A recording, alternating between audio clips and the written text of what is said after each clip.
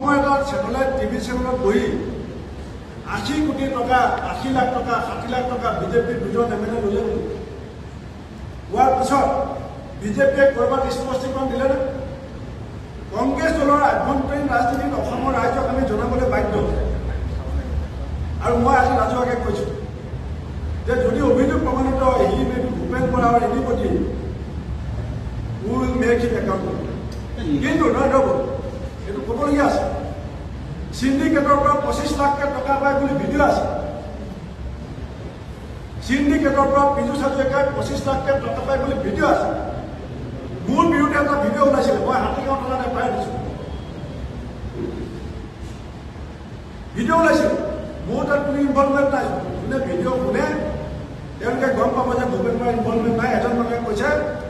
যে আমুকক টকা দিলোঁ তামুকক টকা দিলোঁ ছাৰক টকা দিব লাগে মই কেছ দিছোঁ কিন্তু পিজু হাজৰিকাই 25 লাখ টকা লয় বুলি ক'লে কিয় কেছ নিদিয়ে কিয় এফআইআৰ নিদিয়ে কিয় এৰেষ্ট নকৰে কিয় আপোনালোকে মাত নামাতে অসমত বিৰোধী থাকিব লাগে নে নালাগে আজি নগাঁৱৰ এমএলএ পদ্ম হাজৰিকা কি বুলি লিখিছে ফেচবুকত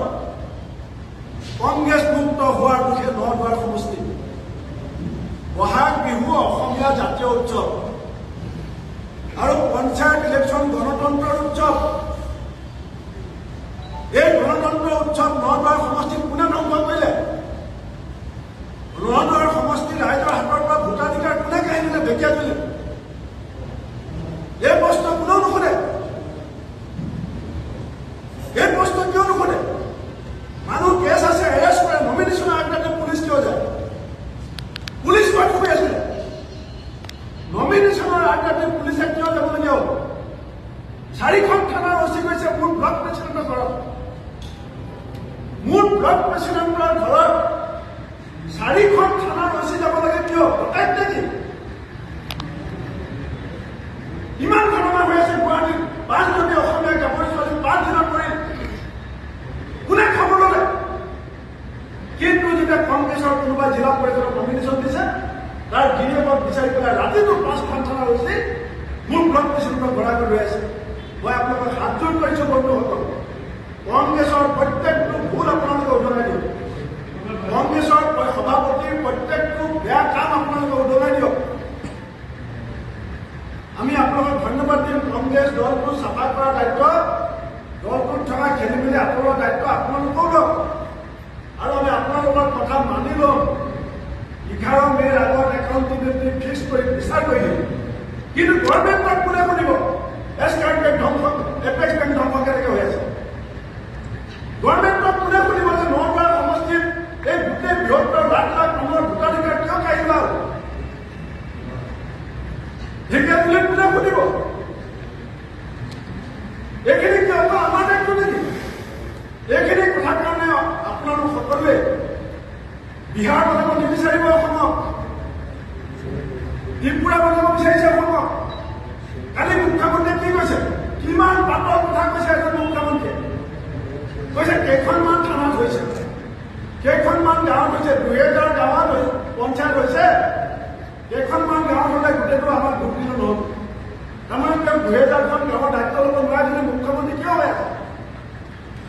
2000খন গাঁৱত যদি তেওঁ পঞ্চায়ত নিৰ্বাচন পাতিব নোৱাৰে 2টা ফেচ কৰিছে 5টা ফেচ কৰিলে পঞ্চায়ত নিৰ্বাচন তেওঁ কালি কি কৰিলে যে 2000খন গাঁৱত পঞ্চায়ত হৈছে গতিকে ইমান আমি কেনেকৈ চম্ভালিম 4-5টা উদাহৰণ কংগ্ৰেছে দিছে 4-5টা উদাহৰণ আমি দিছোঁ আপুনি কি একশ্যন ল'লে আপুনি জড়িত আছে আপোনাৰ দিলীপ শইকীয়া নহয় অকল বিজেপিৰ ভিতৰত যিবিলাক মানুহে অসমক ভাল পায় সেইবিলাক মানুহে চিণ্ডিকেটৰ ভ্ৰষ্টাচাৰ এই এপেক্স বেংক ধ্বংস কৰা মানুহবিলাকৰ দলত শাস্তি দিব বিচাৰিছে বিজেপিৰ ভিতৰত থকা অসম প্ৰেমীসকলে এতিয়া সাৰ পাইছে আৰু সেইকাৰণে মুখ্যমন্ত্ৰীয়ে ভাবিছে যে কিছুমান এলেকাত যদি বিজেপি হাৰি যায় দিলীপ শইকীয়া মোৰ চকীখন লৰাই দিব গতিকে মই চলে বলে কৌশলে ধৰ্মৰ বাহুবল পুলিচ চবকে লগাই দি পেলাই আজি আমাৰ প্ৰাৰ্থীবিলাকক গুৰুত্ব কৰাৰ কাৰণে সিদ্ধান্ত কৰিছে এই কথা মই আপোনালোকৰ মাধ্যমেৰে অসমৰ ৰাইজক কৈছোঁ আৰু অসমৰ ৰাইজ সচেতন ৰাইজ অসমৰ ৰাইজে কঠিন সিদ্ধান্ত কঠিন সময়ত লৈ পেলাই এই যি চৰকাৰৰ ক্ষমতাৰ মূৰত ধৰিছে মূৰে ভৰি কাঢ়িছে লুটপাট দুৰ্নীতি ভ্ৰষ্টাচাৰৰ শীৰ্ষতে চৰকাৰে যদি আৰম্ভ কৰিছে ইয়াৰ বিচাৰ অহা পঞ্চায়ত নিৰ্বাচনৰ ভোটৰ দিনাখন অসমৰ ৰাইজে দিব বুলি ৰাইজৰ ওচৰত মই দৃঢ়ভাৱে বিচাৰ কৰিম।